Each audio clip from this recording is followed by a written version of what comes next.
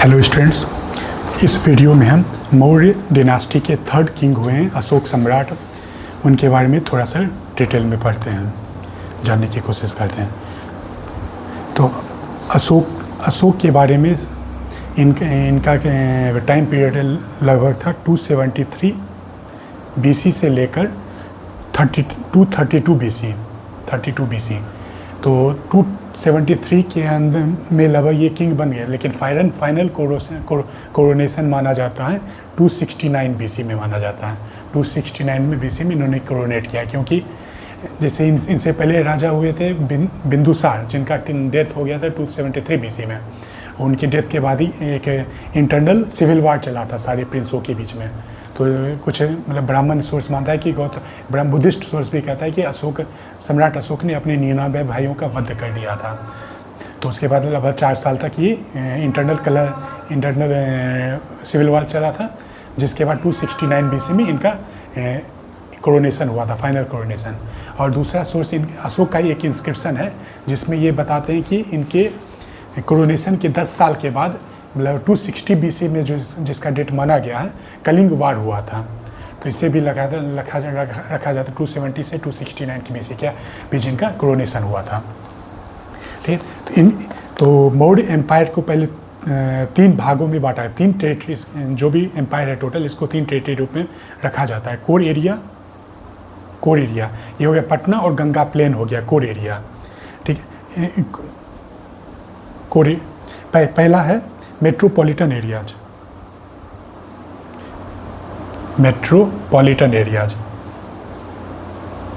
जो रखा जाता है गंगा मगध और गंगा प्लेन रीजन में। फिर है कोर एरिया में मौर्य के अंदर 5 प्रोविंस थे, उनको रखा जाता है। जैसे हो गया उड़ीसा, हो गया कलिंग, तोसली कहते हैं, कलिंग को तोसली कहते हैं, या धौली हो गया। फिर हो गया उज्जैन के अंदर, फिर हो गया सबसे साउथ में फिर स्वर्णगिरी, उज्जैन के अंदर MP रीजन हो गया। फिर तक्षशिला गांधार रीजन हो गया। और कुछ लोग मानते गिरनार में गुजरात भी एक अलग से इम्पोर्टेंट प्रोविंस था, गिरनार। और सारे प्रोविंस जो थे प्रिंस के अंदर इनका कंट्रोल, इनका एडमिनिस्ट्रेशन होता था प्रिंस के अंदर।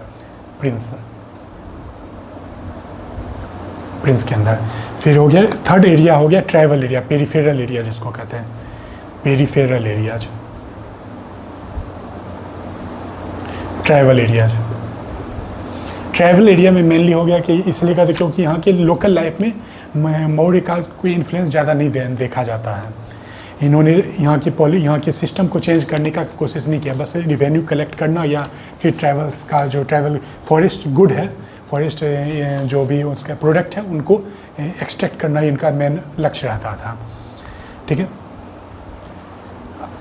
अब इनकी ध्यान रखिएगा, इनका जो कॉइन होता था, मौर्य का कॉइन होता पंचमार्क्ड सिल्वर कॉइन, पंचमार्क्ड होता था, पंचमार्क्ड सिल्वर कॉइन। और इसमें मार्क क्या रहता है, हिल, मतलब जैसे हो गया peacock and crescent, peacock and crescent hills का एंड क्रिसेंट हिल्स, कि क्रिसेंट शेप में हिल्स रहते थे। फिर बोधि ट्री भी रहता, tree with railings, Bodhi tree का सिंबल दिया रहता, सन सिंबल रहता, सन का रहता था। फिर सर्कल, फिर 6 एरो, एक सर्कल रहता था जिसमें 6 एरो बनाया रहता था। इस तरह से ये सभी कॉइन्स रहते थे। ठीक है,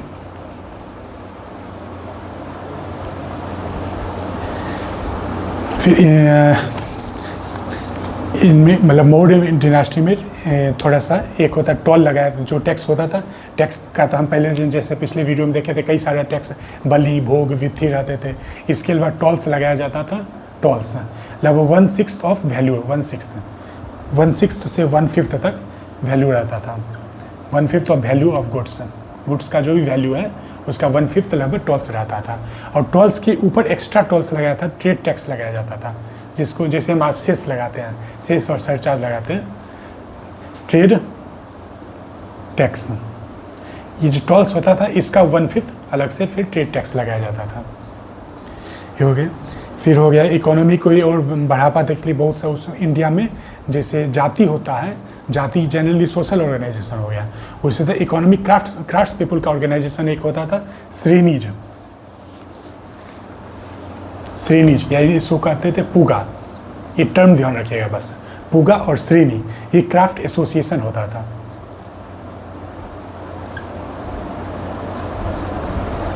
क्राफ्ट एसोसिएशन वही एंशियंट टाइम से, मौर्य और उनसे पहले ही इंडिया में लगभग 18th सेंचुरी तक क्राफ्ट एसोसिएशन बहुत इंपॉर्टेंट रोल इंडिया में करते थे।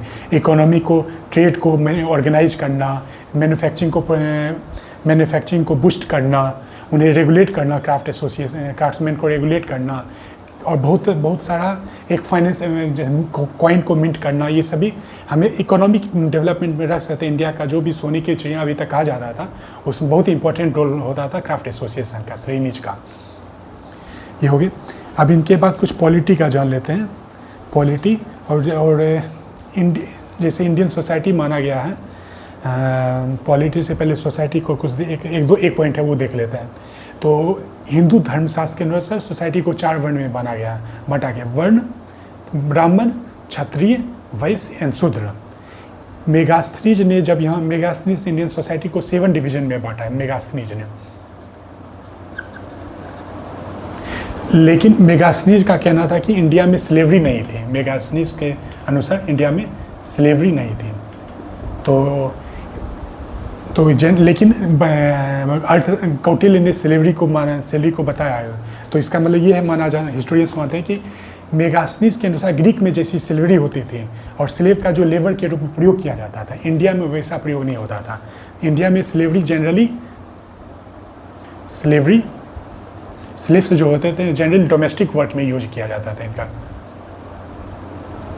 डोमेस्टिक होते थे। ये वार्ड या लेबर के रूप में इनका प्रयोग नहीं किया जाता। एग्रीकल्चर हो गया, एग्रीकल्चर लेबर के रूप में प्रयोग नहीं किया जाता। तो स्लेवरी कैसे बनता था, इसका 5-6 कारण जिससे आदमी स्लेवरी बन सकता था।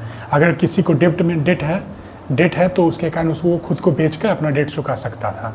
तो मतलब ह्यूमन सेलिंग का यहाँ पे लीगलाइज था, धर्म माना जाता था ह्यूमन सेलिंग। इसी से हम आपको यहाँ एक एग्जांपल आते हैं। जैसे महाभारत में क्वेश्चन किया जाता है कि महाभारत में युधिष्ठिर जब अपने भाई और पत्नी को दांव पे लगाए थे तो ये सही है या गलत है। तो यहाँ पे इस हिसाब से इंडियन ट्रेडिशन में प्राचीन धर्मशास्त्र स्लेवरी और ह्यूमंस को सेल करना लीगली अलाउड था, ये धर्म था, ह्यूमन सेलिंग्स अलाउड था। ह्यूमन इसका स्लेवरी का बेसिक में आती क्या, ह्यूमन अपनी खुद को बेच दिया, अपनी ऊपर जो सॉवरेंटी है उसको बेच दिया। ह्यूमन सेलिंग अलाउड था, धर्मशास्त्र के अनुसार इंडिया में अलाउड था। इसीलिए अगर जब युधिष्ठिर अपने भाइयों को दांव पे लगाते हैं, या फिर और एक और एग्जांपल हमारे पास राजा हरिश्चंद्र का, वो अपनी पत्नी और बच्चों को बेच देते हैं। जब उनको सब कुछ राज्य का दान करना पड़ता है, उसके पत्नी को भी बेच देते हैं। उसके बाद ह्यूमन सेलिंग धर्मशास्त्र के अनुसार अलाउड था। इसीलिए जब युधिष्ठिर ने अपनी पत्नी को दांव पे लगाया तो उसे अधर्म नहीं माना गया, क्योंकि धर्मशास्त्र के अनुसार वो अलाउड है। इसलिए स्लेवरी जो है इंडिया में खुद को बेच कर, अगर किसी के कोई डेट में है तो अपने डेट को चुकाने के लिए बेच सकता था, सेल कर स्वयं को बेच सकता था, या फिर अपने बच्चों को, अपनी बेटी को बेचते रहते हैं। ये स्लेवरी अंतिम 19th सेंचुरी में जाके ख़त्म हुआ है। बाकी पूरे एंशिएंट मिडिवल हिस्ट्री में ये स्लेवरी रहा है। फिर बर्थ से कोई स्लेव मदर है तो उसको अगर कोई बच्चा हुआ है तो वो बर्थ से ही स्लेव हो सकता था। या फिर खुद को डेट नहीं है, जनरली भी अगर मतलब गरीबी के कारण, पॉवर्टी के कारण खुद को सेल कर सकते हैं, खुद को सेल सकते, या डेट होने के कारण, या फिर पॉवर्टी के कारण खुद को बेच सकते हैं, या अपने बच्चों को बेच देते थे parents. War prisoner of war जो हो गया, प्रिजनर ऑफ वार हो गया, इनको फिर स्लेव बनाया जाता था। फिर एज ए जुडिशियल पनिशमेंट भी स्लेवरी दिया जाता था, जुडिशियल पनिशमेंट।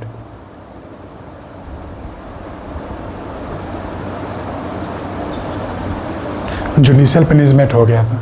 या फिर कुछ लोग अगर मान लो मोनेस्ट्री या धर्म संस्था, मठ के प्रति कोई वो लिए हैं लेकिन उस वो को चुका नहीं रहे हैं, तो उनको भी स्लेव माना जाता था। अपना जो वो है उसको छोड़ दिए हैं। रिवोक्ड वो ऑफ रेनंसिएशन, जीवन से समाज से प्रति जो अगर रेनंसिएट हो गए उसके का जो वो लिया, अगर वो का त्याग कर दे तो उनको भी स्लेव माना जाता था, मतलब उनको भी सोसाइटी में गुड अच्छा पोजीशन में नहीं माना जाता था।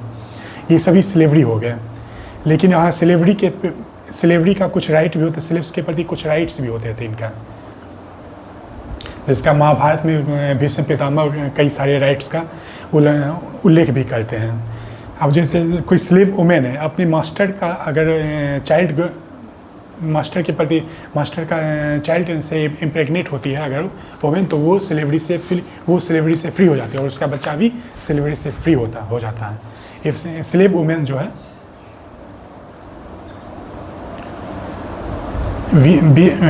Bears child for his master, तो वो और उसका चाइल्ड दोनों स्लेवरी से मुक्त होता था। ठीक है, अब यहाँ का पॉलिटिकल सिस्टम थोड़ा सा देख लेते हैं। मौर्य के ये जनरली हमें अर्थशास्त्र के अनुसार पता चलता है। तो मौर्य का जो किंग है, अर्थशास्त्र में कौटिल्य ने जो एम्पायर का के बारे में वो एक कैपिटलिस्ट और मिनिमलिस्ट एम्पायर था। कौटिल्य के अनुसार जो एम्पायर होना, पॉलिटी होना चाहिए कैपिटलिस्ट एंड मिनिमलिस्ट किंगडम होना चाहिए, मिनिमलिस्ट स्टेट होना चाहिए, मतलब पब्लिक लाइफ में मिनिमम इंटरफेरेंस हो। लेकिन जब अशोक राजा बने थे, ये बुद्धिज्म से बहुत इन्फ्लुएंस थे और इनके अंदर ये जो पॉलिटी हो गया पैटर्नल पॉलिटी हो गया, पैटर्नल किंगशिप्स इसको कहते हैं, पैटर्नल किंगशिप्स, मतलब राजा जो है एक पिता की तरह है। तो और प्रजा के लाइफ में मैक्सिमम इंटरफेरेंस, हर चीज़ को रेगुलेट करने की कोशिश करते थे। ये इनके अंदर जो हो गया, try to regulate every aspect of life.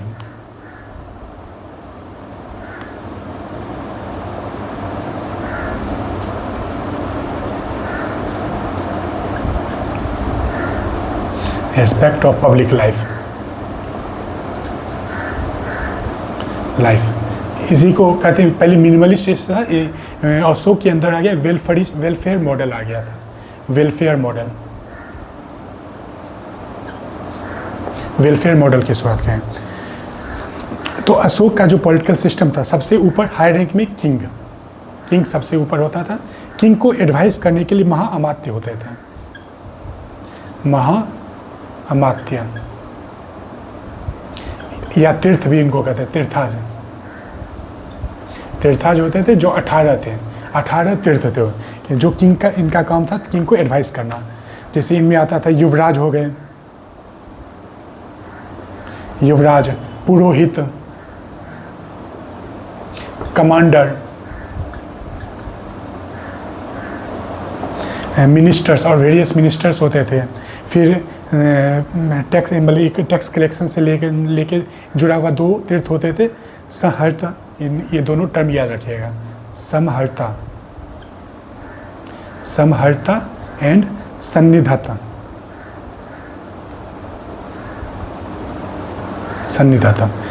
समहर्ता का काम होता था कलेक्ट करना, रेवेन्यू कलेक्शन, ये कलेक्टर होते थे, रेवेन्यू कलेक्टर।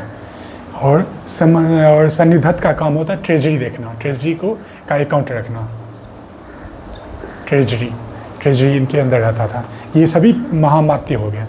महामात्य, उसके बाद आता थे बहुत सारे अध्यक्ष,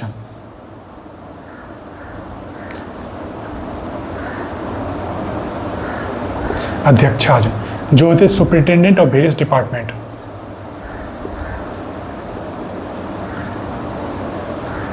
और वेरियस डिपार्टमेंट, इनके अंदर बहुत सारे डिपार्टमेंट के सुपरिटेंडेंट, ये तो एक्सपर्ट रहते हैं। अध्यक्ष अपनी इकोनॉमी में या अपने फील्ड के एक्सपर्ट होते थे, जिनको नियुक्त किया गया एज ए सुपरिटेंडेंट नियुक्त किया गया। बहुत सारे डिपार्टमेंट हो गए, जैसे मेटलर्जी, माइनिंग, मिंट्स, फिर एनिमल से लेकर काव हो गया, एलिफेंट हो गया, हॉर्स हो गया, ये सभी देखना।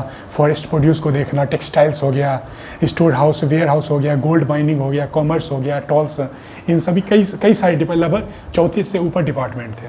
34 डिपार्टमेंट के बाद कौटिल्य करते हैं, इन सभी डिपार्टमेंट का अध्यक्ष होता था। तो ये हो गया इनके पॉलिटी का, ये हो गया सेंट्रल लेवल पे। अब ये हो गया सेंट्रल लेवल पे सिस्टम। इसके बाद पूरे एम्पायर को फिर अलग अलग प्रोविंस में डिवाइड किया गया था। प्रोविंस अंडर प्रिंस होता था, प्रोविंस जो है प्रिंस के अंदर होता था। और प्रोविंस पर थोड़ा रेगुलर रेगुलेशन के लिए तीन और ऑफिसर होते थे जो प्रोविंस के काम को रेगुलेट मतलब उन्हें रेगुलेट नहीं करते थे, एक ऑडिट करना या उनको देख कर उनका क्रिटिसाइज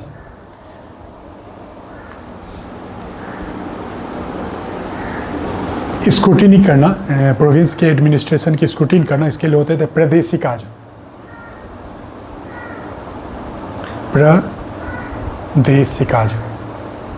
प्रादेशिका होते थे जिनका मतलब जिनका काम होता था प्रोविंशियल एडमिनिस्ट्रेशन और अकाउंट्स को ऑडिट करना, ऑडिट ऑफ अकाउंट्स प्रादेशिका होते थे। फिर राजुकाज होते थे, राजुकाज जो जनरली जुडिशियल ऑफिसर होते थे।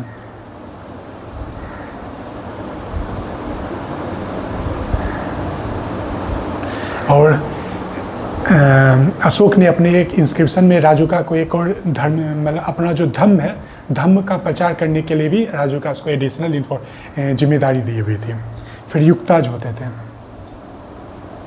युक्ताज हो गए प्रोविंस के सारी इंफॉर्मेशन को रिकॉर्ड करना, इंफॉर्मेशन को कलेक्ट करना, उसे रिकॉर्ड करना, ये हो गया प्रोविंस के अंदर।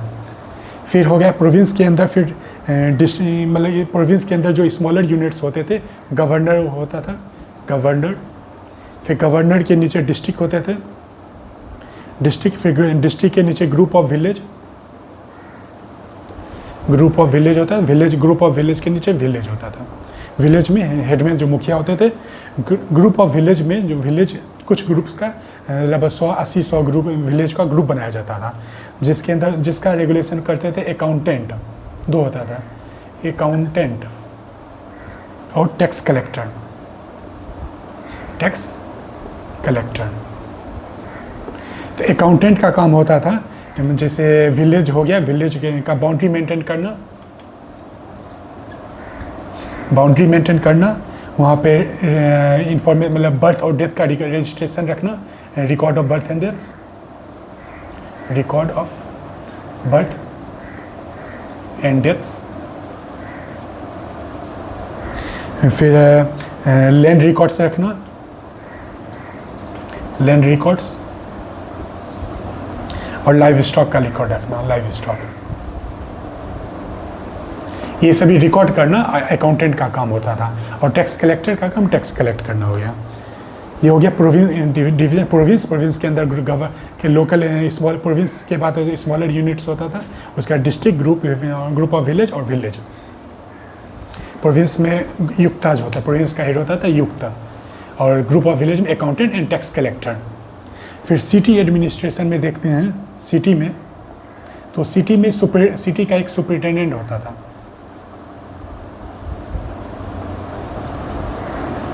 टेंडेंट।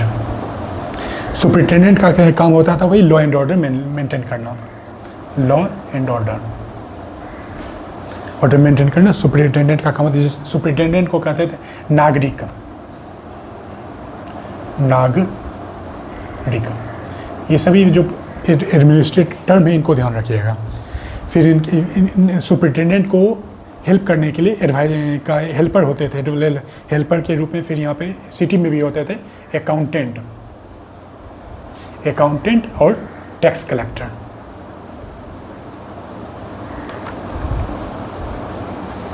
अकाउंटेंट को कहते थे गोप, और टैक्स कलेक्टर को कहते थे स्थानिक, गोप और स्थानिक। ये हो गया। अब हम अशोकन इंस्क्रिप्शन के बारे में देखते हैं।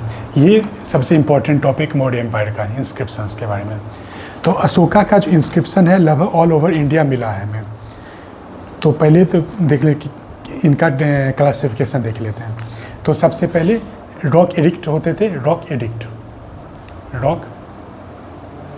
एडिक्ट्स, जिसमें दो प्रकार का है, माइनर और मेजर।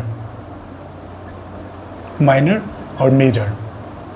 मेजर रॉकेट एडिट 14 मिला है, major rock 14 major rock edicts हैं, और भी और कई सारी माइनर रॉकेट एडिट्स हैं, लगभग 7 शायद हैं। फिर उसके बाद पिलर एडिट्स हैं, पिलर एडिट्स 7 पिलर एडिट्स हैं, ठीक है।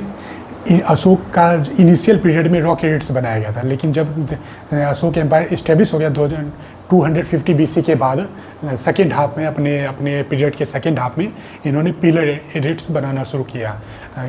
गिरनार यूपी में जगह है, कौन सा, यूपी में एक जगह है चुनार, जहाँ से पिलर्स को पॉलिश करके, पिलर्स को कार्व करके, उसको पॉलिश करके लगभग गैंगेटिक नॉर्थ इंडिया में अलग अलग जगह इनको इस्टेब्लिश किया गया था। पिलर एडिट्स 7 पिलर एडिट्स थे। इसके बाद 2 सेपरेट एडिट्स हैं, सेपरेट एडिट्स 2 हैं, ठीक है। और ये जो सेपरेट एडिक्ट होते थे खासकर ऑफिशियल्स के लिए अपने इंपॉर्टेंट होते हैं, ऑफिशियल्स के लिए इंफॉर्मेशन होते थे इनमें, ऑफिशियल्स के लिए कुछ गाइडेंस रहता था। इसके बाद क्वीन एडिक्ट्स हैं, क्वींस एडिक्ट है कुछ, और कुछ केव इंस्क्रिप्शन हो गए हमारे पास, मिलते हैं बाराबर केव इंस्क्रिप्शंस, और कांधार केव इंस्क्रिप्शन मिलते हैं। ये जो बाराबर केव इंस्क्रिप्शन में, इसमें बताया है कि ये जो केव बनाया गया है आजीविका के लिए बनाया गया, इसी इंस्क्रिप्शन में लिखा गया है आजीविका सेक्स को डोनेट किया गया ये केव बनाकर। फिर हो गया क्वीन इंस्क्रिप्शन, अशोक की क्वीन थी कारुवकी, उसका है कारुवकी, अशोका की क्वीन कारुवकी, उनका इंस्क्रिप्शन है। तो अब एक एक करके इंस्क्रिप्शंस को देखते हैं कौन कौन। हमको ये फिर मेजर रॉक एडिट्स के बारे में थोड़ा देखना पड़ेगा, हमें क्या क्या लिखा हुआ है। तो पहले तो इनका प्लेस देख लेते कहाँ कहाँ में मिला है। तो यहाँ पे बिहार रीजन में है, लौरिया अरराज, लौरिया नंदनगढ़, ये चंपारण रीजन, रामपुरवा। फिर हो गया सासाराम में मिला है हमें। तो पहले तो माइनर ये पिलर एडिट्स जो है अशोका का पिलर एडिट्स हमको नॉर्थन रीजन में मिला है ज़्यादातर, और साउथ में बस एक अमरावती में है। तो पहले पिलर एडिट्स का कुछ 7 पिलर एडिट्स हैं। लौरिया अरराज में मिला है, लौरिया नंदनगढ़, रामपुरवा। फिर है रुमिनदेई और नागाली सागर, ये लुम्बिनी में पड़ता है दोनों, नेपाल में। रुमिनदेई और नागाली सागर मेरठ में है, तोपारा में है, सारनाथ में है, और कौशाम्बी में है, सांची में है, और साउथ में अमरावती हो गया। और एक हमको बुरनेर में मिलता है, यहाँ पर बुरनेर में मिलता है, ठीक है। ये हो गया पिलर एडिट्स। फिर मेजर रॉक एडिट्स मिलते हैं हमको, सबसे कंधार हो गया, कंधार। फिर मनसेरा, शाहबाजगढ़ी, पाकिस्तान रीजन में हो गया। यहाँ पे हमको कालसी में, उत्तराखंड में कालसी है, कालसी में मिलता है। फिर साउथ में हम देख ले उड़ीसा में धौली, जौगढ़, फिर येरागुद्दी, सन्नथी, सोपारा, गिरनार, ये सभी हो गए मेजर एडिट्स। और माइनर एडिट्स हमको यहाँ पे बहुत सारे, यहाँ पे कई सारे माइनर एडिट्स, मैंने उसका ज़्यादा नाम नहीं लिखा, बहुत सारे, मस्की, गवीमठ, निट्टूर, ब्रह्मगिरी, यहाँ सब माइनर एडिट्स कई सारे हैं। फिर नॉर्थ में भी माइनर एडिट्स हैं, ये सभी माइनर एडिट्स हो गए। इसके बाद कुछ इंस्क्रिप्शन का डिटेल में बात करेंगे, उससे पहले कुछ नोट कर लीजिए। अलग अलग पिलर एडिट्स है, तो पिलर एडिट्स जैसे होता था, पिलर बनाया जाता था तो पिलर होता था, तो और पिलर के ऊपर कैपिटल, अलग अलग कैपिटल एबेस्कस होता था, एबेस्कस। फिर उसके बाद किसी जानवर का एक कैपिटल बनाया जाता था। तो यहाँ पे कुछ हमें जो अभी कैपिटल मिला है, तो वैशाली जो पिलर है, वैशाली में मिला है लायन का कैपिटल है। संकिस से मिला है एलिफेंट का।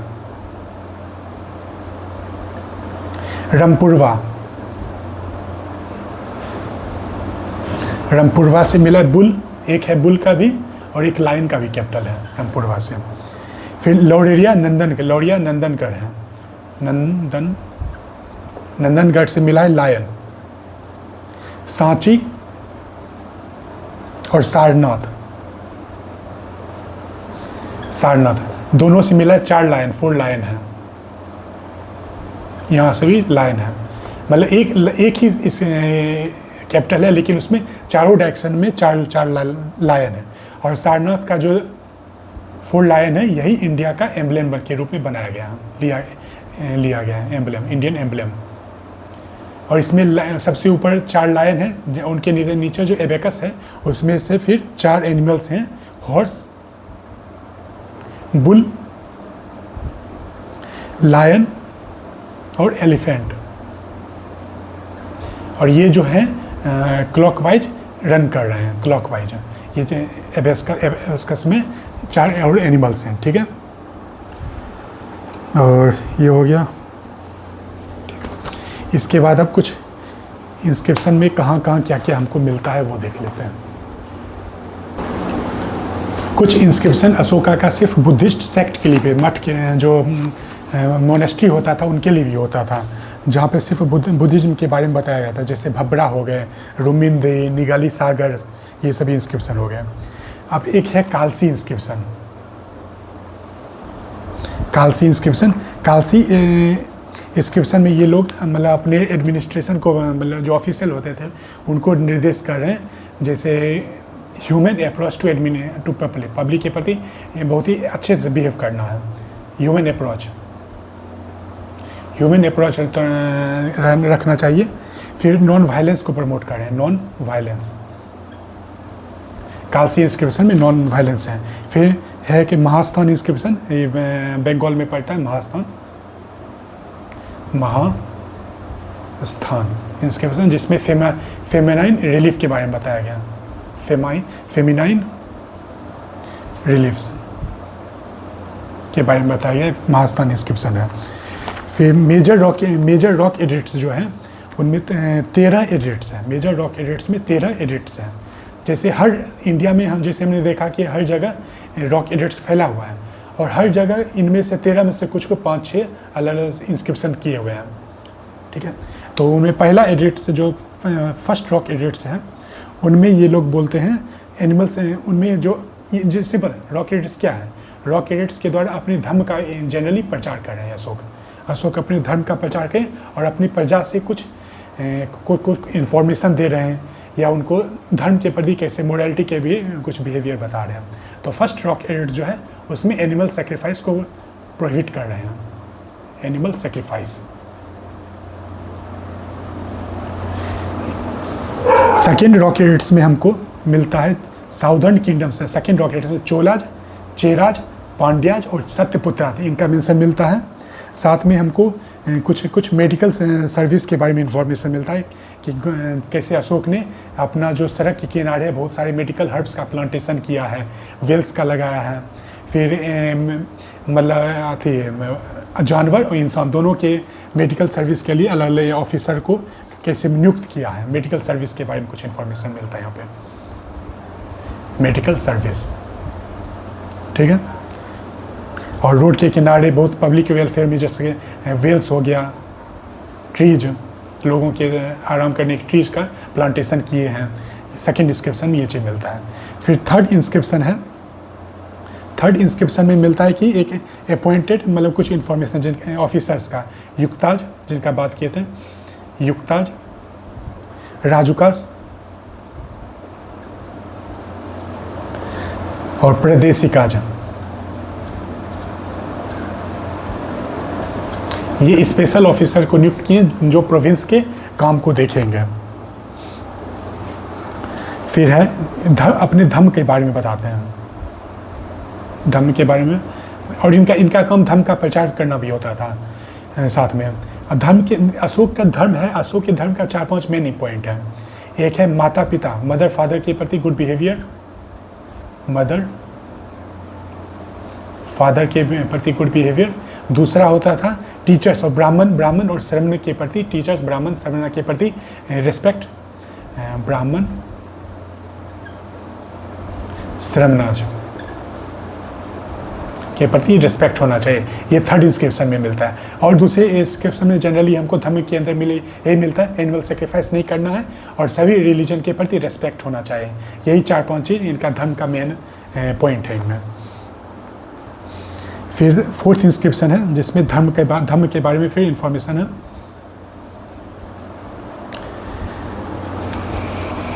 जिसमें होता है एनिमल सेक्रीफाइस, एनिमल किलिंग को एबॉलिश करना, abolition of animal killings, abolition of animal killings. Respect for Brahmanas, Brahmanas, respect for Brahmanas. और फिर हो गया obedience to father and mother, to father and mother. फिर हो गया गुडनेस एंड प्रोग्रेस, सबको अपने प्रोग्रेस पर ध्यान देना चाहिए। अशोक बार बार कहते हैं कि ये हमारे प्रियदर्शी राजा हैं जो समाज में गुडनेस को फैला रहे, बहुत सारे गुड अच्छा काम कर रहे हैं हम अपने बारे में, और प्रजा से भी कहते हैं कि वो उनको भी अच्छा काम करना चाहिए, अपना प्रोग्रेस करना चाहिए। ये धम्म हो गया, अशोका का धम्म। फिर 5वां इंस्क्रिप्शन है, ये इंपॉर्टेंट है, ध्यान रखिएगा। इसमें बताते हैं कि धम्म महामात्रा का अपॉइंटमेंट किए हैं, धम्म महामात्र, सेंट्रल लेवल पे धम्म महामात्रा का ने अपॉइंटमेंट किए, जिसका मेन काम है धम्म का प्रचार करना, धम्म महामात्रा। फिर 6ठा इंस्क्रिप्शन है, अशोक अपने बारे में बताते हैं कि मैं जो राजा हूँ, इन्हें हमारे एम्पायर का जो भी इंफॉर्मेशन है उसके बारे में हमको हमेशा सब कुछ पता रहना चाहिए।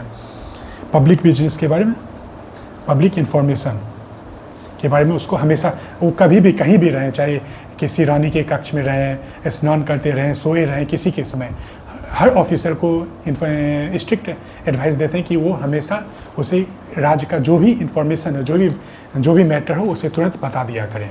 6ठा इंस्क्रिप्शन है ये।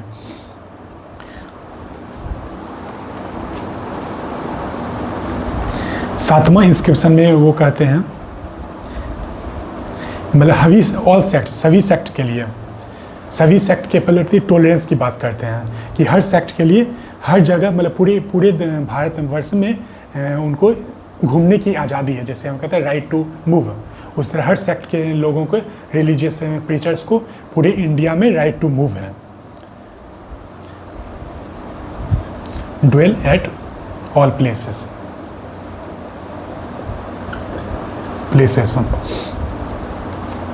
फिर उसके बाद लोगों से रिक्वेस्ट करते हैं कि सबको सेल्फ कंट्रोल और प्योरिटी को बढ़ाना चाहिए। सभी लोगों को सेल्फ कंट्रोल और प्योरिटी को बढ़ाना चाहिए। ये हमारा पहला इंस्क्रिप्शन है जिसमें एनिमल सेक्रीफाइस को प्रोहिबिट करते हैं। सेकेंड इंस्क्रिप्शन है चोला, चेरा, पांड्या, सतपुत्रा, और साथ में श्रीलंका का भी नाम क्या है, श्रीलंका के एम्पायर का भी किंगडम का बात करते हैं। मेडिकल सर्विस का बात करते हैं कि कैसे अशोक ने कई सारे गुड अच्छे काम कर रहे हैं, लोगों और जानवरों के लिए मेडिकल सर्विस प्रोवाइड कर रहे हैं। सड़क के किनारे वेल्स हो गया, ट्रीज, ताकि जानवर और पानी पी सके, छाया में रेस्ट कर सके लोग। फिर थर्ड इंस्क्रिप्शन बताते हैं स्पेशल ऑफिसर प्रोविंस में इन्होंने नियुक्त किया युक्त राजुका और प्रदेशी का, जिसका काम है स्पेशल ऑफिसर प्रोविंस के काम को स्क्रूटिनाइज करना। फिर धम्म के बारे में बताते हैं मदर और फादर के प्रति रेस्पेक्ट होना चाहिए, ब्राह्मण समन के सर्वनाज के प्रति रेस्पेक्ट होना चाहिए। फोर्थ इंस्क्रिप्शन में धम्म के बारे में डिटेल से बताते हैं इनका धम्म क्या है। Abolition of animal killings, respect for Brahmanas and servants, obedience to fathers and mothers, और public should promote their goodness and progress, public should do good things. Fifth inscription में धम्म महामात्रा को नियुक्त किए, उसके बारे में बता रहे हैं। सिक्स्थ इंस्क्रिप्शन में पब्लिक इन्फॉर्मेशन के बारे में उनको खुद को पता होना चाहिए, इसकी बात करें कि हर ऑफिसर का काम है कि जो भी पब्लिक मैटर हो तुरंत उसको बता दिया जाए। सेवंथ इंस्क्रिप्शन में अलग अलग सेक्ट को पूरे राज्य में घूमने की आज़ादी दे रहे हैं, और पब्लिक से रिक्वेस्ट करते वो सेल्फ कंट्रोल और प्योरिटी को प्रमोट करें। साथ हो गया। आठवां इंस्क्रिप्शन में इनके दिया गया है कि धम्म यात्रा के बारे में बताया गया है। आठवां इंस्क्रिप्शन जो है अशोका के धम्म यात्रा,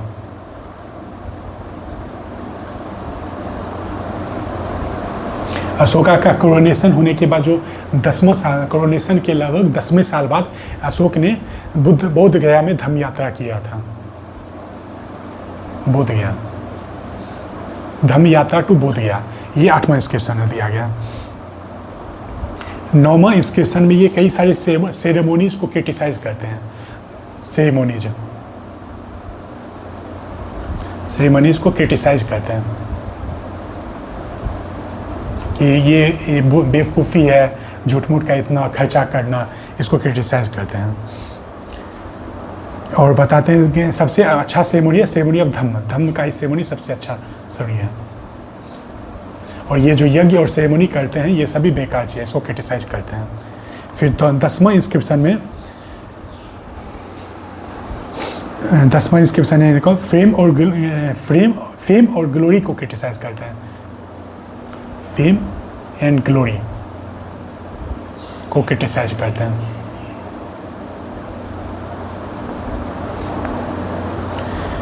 कि मतलब फेम और कहते हैं ग्लोरी यही है कि उनके लोग जो हैं धम्म का फॉलो करें। सेरेमनी यही है कि लोग धम्म का फॉलो करें। फेम अशोक के लिए सबसे बड़ा फेम यही है कि उनके लोग धम्म का फॉलो करें। फिर 10वां हो गया। 11वां इंस्क्रिप्शन में गिफ्ट के बारे में बताए। सबसे बड़ा गिफ्ट भी क्या है? धम्म का गिफ्ट, ये सबसे बड़ा गिफ्ट है। ठीक है। अब 12वां हो गया। 12वां इंस्क्रिप्शन ध्यान रखिएगा, इसमें टॉलरेंस का बात है। Tolerance towards all sects, tolerance towards all sects बात करते हैं। ये कहते हैं कि अगर कोई दूसरे के सेक्ट की बुराई करता है तो वो अपने सेक्ट की बुराई कर रहा है, और अगर दूसरे के सेक्ट का रिस्पेक्ट करता है तो वो अपने धर्म का रिस्पेक्ट कर रहा है।